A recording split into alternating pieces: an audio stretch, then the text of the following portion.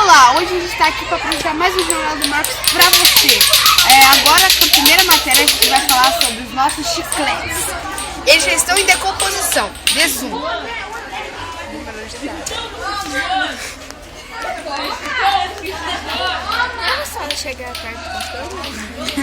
Não dá pra ver porque tá muito escuro. Tá muito escuro, mas mesmo assim, eles já estão em decomposição. E também não dá pra ver direito porque ele tá preto, já não ajuda mais. Você vê como tem. A gente tá de ponta cabeça agora pra mostrar pra vocês que a gente consegue andar nas nuvens, apesar.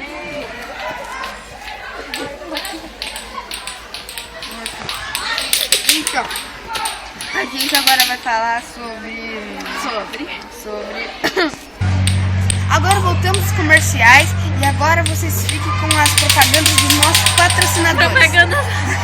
Olha, você que tem o celular, você pega, e é muito desleixado, sabe? Pra não ficar com ele toda vez na mão, você pega, retire a capinha, segure aqui.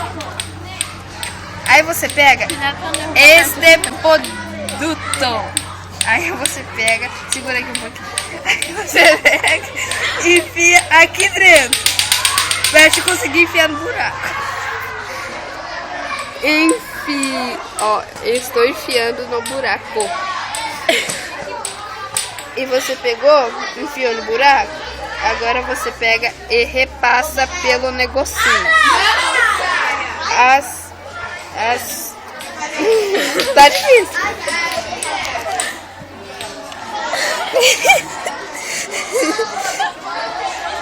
Aí consegui. Aí passou, puxou, está bem grudadinho. Pegue a capa de trás e flexione. Flexionou todos os lados, ó. Aqui. Aí você pega a fita maior e pluga aqui. Plugou. Aí você pega e coloca no seu pescoço. E pronto! Suas mãos estão livres para fazer qualquer coisa. Então, vocês gostaram? Compre fitinha de celular. Está à venda em lugar nenhum. Só